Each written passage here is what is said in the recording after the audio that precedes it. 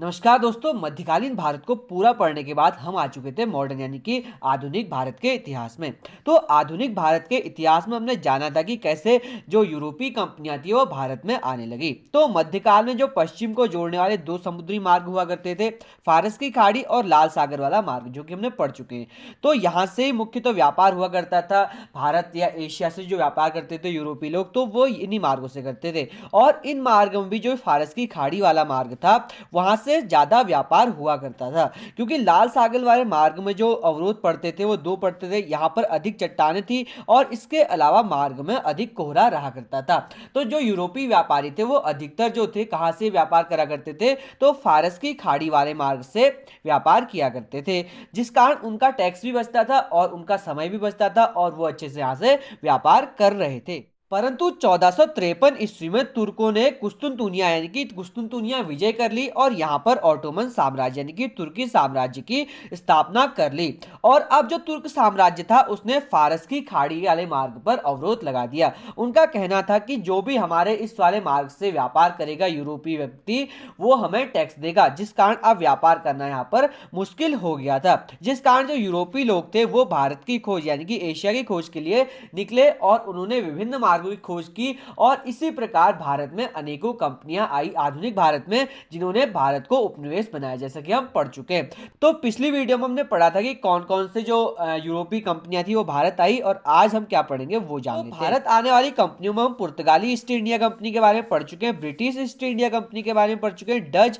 East India company के बारे में पढ़ चुके हैं, और आज की वीडियो में हम डेनिश और उसके बाद फ्रांसीसी ईस्ट इंडिया कंपनी के बारे में पढ़ेंगे। तो चलिए स्टार्ट करते हैं आज की वीडियो बिना कोई समय गवाए। पहले बात करते हैं डेनिश ईस्ट इंडिया कंपनी के भारत आगमन की।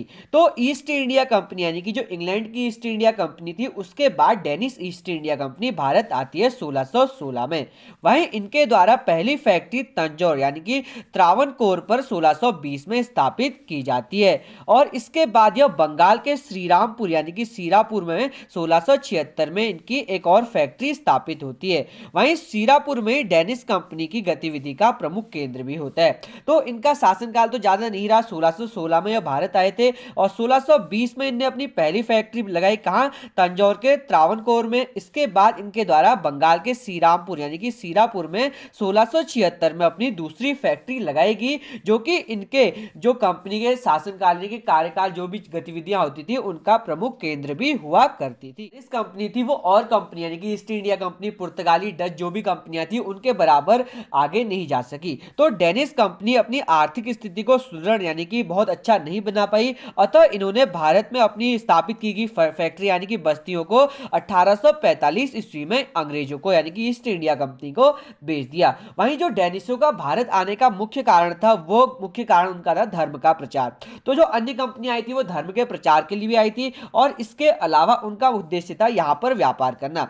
परंतु जो डेनिश कंपनी भारत आई थी उनका यहाँ पर उद्देश्य था कि वो भारत में आए और यहाँ पर अपने जो धर्म, उनका जो भी धर्म है उनका प्रचार करें, जिस प्रकार कौन आए थे? इस्लाम लोग आए थे। ठीक है। 1845 ईस्वी में जो east India company Danish east India company की सारी ब्रांचेस खरीद लेती है। इसके बाद बात करते हैं फ्रांसीसी ईस्ट इंडिया कंपनी की। तो 1664 ईस्वी में लुई 14वां द्वारा फ्रांसीसी ईस्ट इंडिया कंपनी की स्थापना की जाती है, और इस कंपनी का नाम रखा जाता है द एंड ओरिएंटल। ठीक है, और यह एक सरकारी कंपनी होती है। तो 1664 में इसकी स्थापना कौन करता है? लुई 14वां करता है, और इसका नाम क्या रखा जाता है? द एंड ओरिएंटल कंपनी, जो कि एक सरकारी होती है। वहीं 1667 में फ्रांसिस कैरो भारत पहुंचता है कुछ मामलों को लेकर। ठीक है दोस्तों, व्यापार की स्थिति के व्यापार के लिए यह भारत पहुंचता है। वहीं इसके द्वारा ही यहां से कंपनियों की स्थापना की जाती है भारत में। तो अब जान लेते हैं कि भारत में कौन कौन सी फ्रांसीसी कंपनियां कब कब स्थापित हुई थी।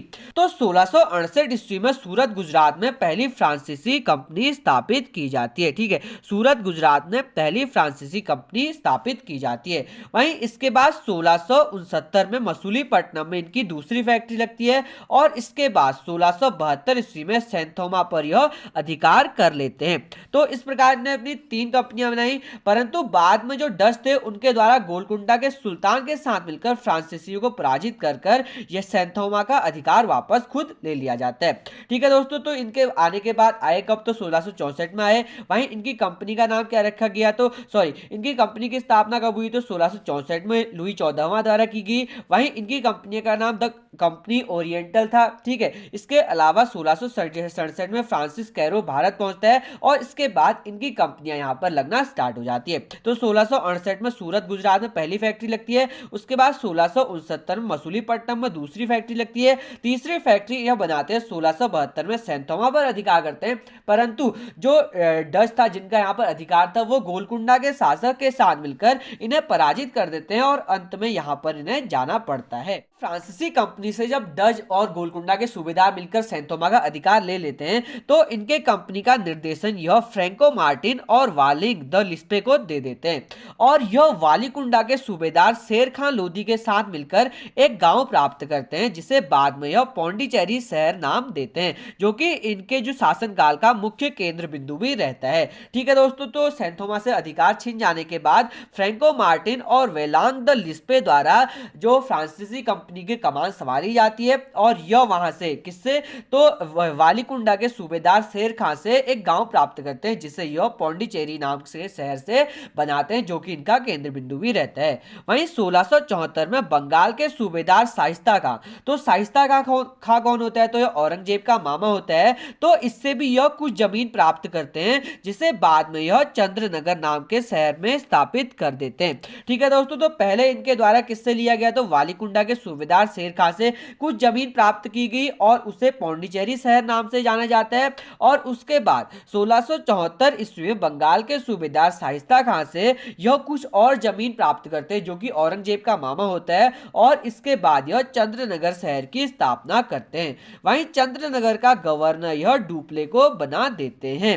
वहीं डुप्ले द्वारा यूरोपीय सेना में भारतीय राजस्व कर की बात भी की जाती है। ठीक है दोस्तों, जो यूरोपीय सेना है उसे भारत की ओर से राजस्व कर दिया जाए, तो यह कौन कहता है, तो डुप्ले कहता है, जो कि चंद्रनगर का गवर्नर बनाया जाता है फ्रांसीसियों द्वारा। वहीं लीलो एवं ड्यूमा के सहयोग से इसके बाद यह मॉरिशस, माथे और कारिकल पर भी अधिकार कर लेते हैं। तो मॉरिशस पर यह 1771 में अधिकार करते हैं, फैक्ट्री बनाते हैं। माथे पर 1775 में अपनी फैक्ट्री लगाते हैं। वहीं कारिकल पर 1739 में यह अपनी फैक्ट्री स्थापित करते हैं। इस प्रकार फ्रांसीसी कंपनियां भारत में आ जाती हैं। तो आशा करता हूं कि आपको डेनिश और फ्रांसीसी कंपनियों का यह प्रचार यानी कि ये वीडियो अच्छी लगी होगी। अगर अच्छी लगी हो तो लाइक शेयर सब्सक्राइब जरूर से करना। मैं मिलता हूं आपसे बहुत जल्द एक नई वीडियो को लेकर, तब तक प्यार बनाए रखें, खुश रहें, खुश से आते रहें। बहुत बहुत धन्यवाद।